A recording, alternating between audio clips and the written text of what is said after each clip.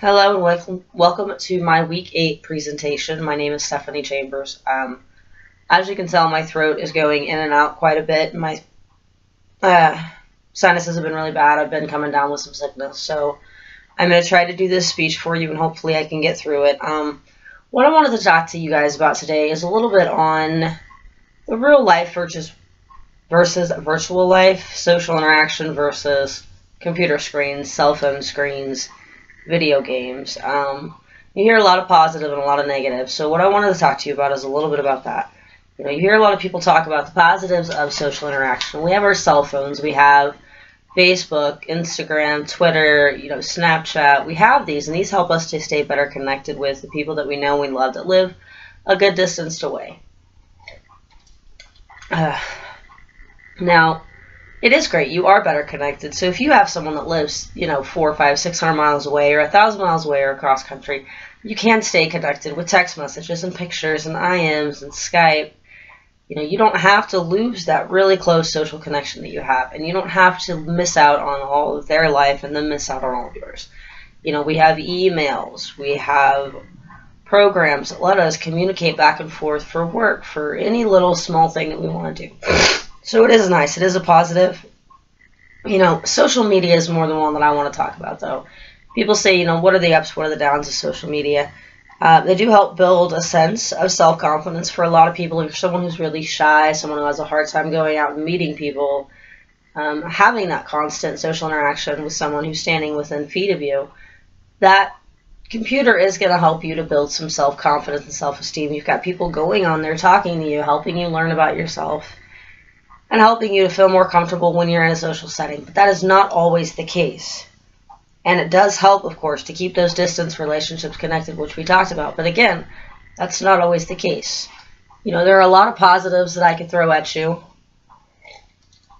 But I personally don't think that burying yourself into social networking sites is a positive thing.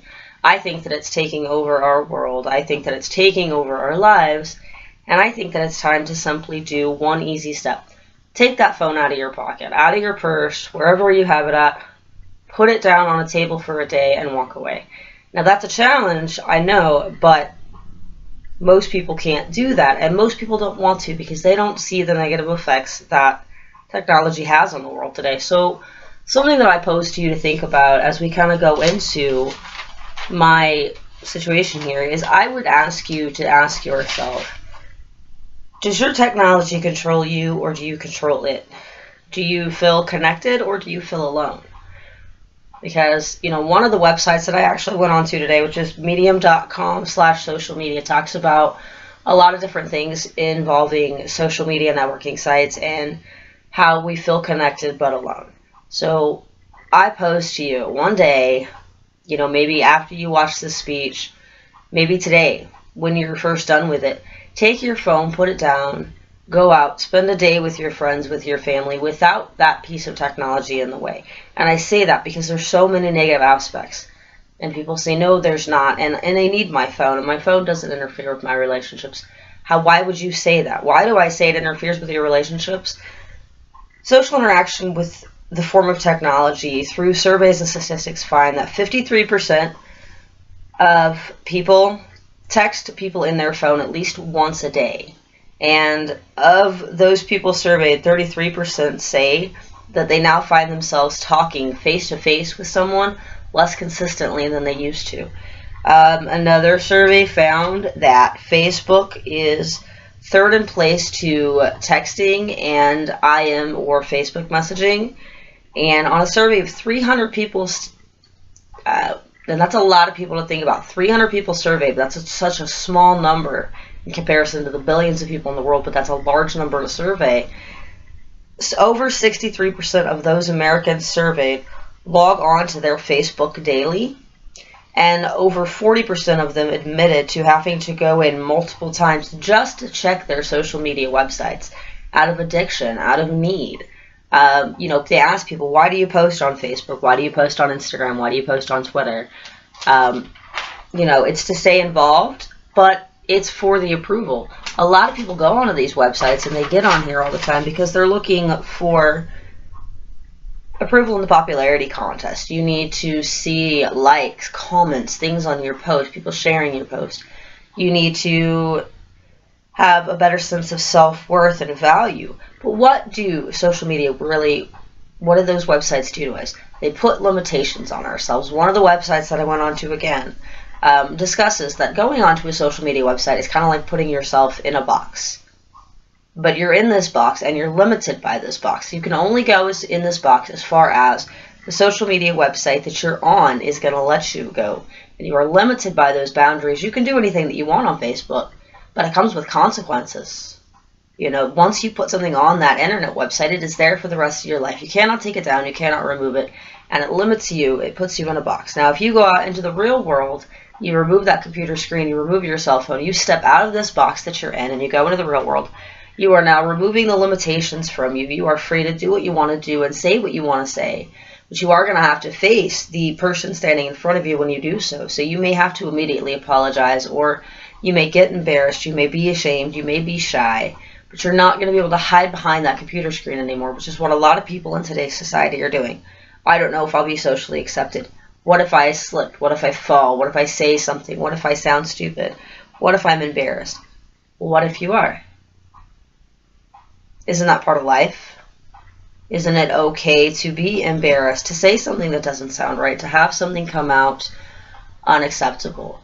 Now, you know, take into comparison the way that you are today with your technology versus the way that you were 5-6 years ago before technology was just taking over the world.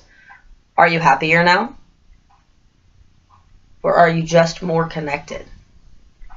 Are you with your friends and your family? Are you taking the list of the positive, the negative? And I wanted to sit down and write out this list, but again, with my not feeling good, I've not had a lot of time to do so. But visualize in your mind a list of the positives and a list of the negatives. Positives of socially interacting face-to-face in a public setting with your friends, your family, your loved ones, complete strangers. You can go bowling, you can go camping, you can go hiking, you can go to the mall, you can go shopping, you can go to the movies. You can go walk on a nature trail, you can go to a park. You know, you can go do so many things. There are so many limitless things that you can do. You can get in your car and you can go for a drive. You can listen to music. Now, you're on a social media website. How can you interact with your friends? You can send IMs. You can post comments back and forth. You could get on Skype and you could talk that way. But, I mean, if this is a person who lives 10, 12 minutes away, maybe even a half an hour away, wouldn't it be better to get into your car and drive to that person and sit face to face and communicate, be able to have the sense of physical touch, the sense of smell, you know, the things that your body and your mind are going to remember even after the computer screen closes and the conversation's gone. You're going to remember those things. You're not going to have to question later down the road, you know, did I really connect with this person? Were we connected, but were we alone? Is it real, or is it this preemptive connection that we believe that we have simply because society now tells us that to be connected through a computer screen, through a text message, through an IM, through Facebook, through Twitter, you know, to be connected in this way is real. And that is what society tells us.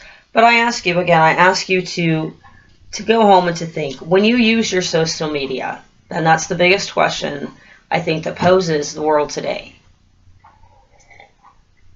When you get onto your social media websites, are you socially enhancing your life, or are you socially replacing the life that you once had with your technology and what it brings to your world? Are you connected but alone? Does your technology control you, or do you control it? What I ask you to do, and the reason that I say these questions, the reason I bring this topic up is a lot of people in my life I find can't even go sit with me for a cup of coffee at Denny's without doing this on their phone the entire time that we're talking. I can put mine on the side of the table and I can leave it there. You know, the only thing that I ever have to check for, the only addiction that I have to my phone is to make sure that every now and then I check to make sure that the person that my children are with hasn't tried to contact me about them. But if my phone doesn't ring, there's probably not an emergency, so I'm okay. So I pose to you, put down that phone for one day, for 1 hour even, 2 minutes, and look at yourself and pay attention. How addicted to that phone are you? How easily can you put it down and walk away?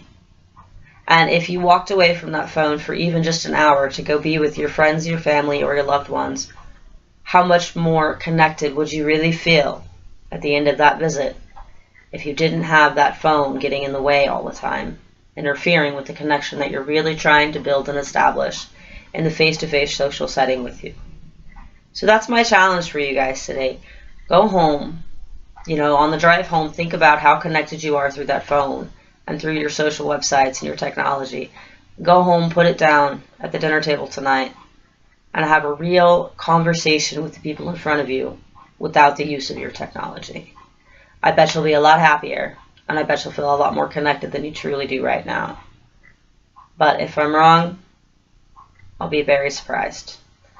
I hope you all have a great day. It was really fun. I enjoyed having this class with you. I hope to see you guys in maybe some of my future classes. Thank you.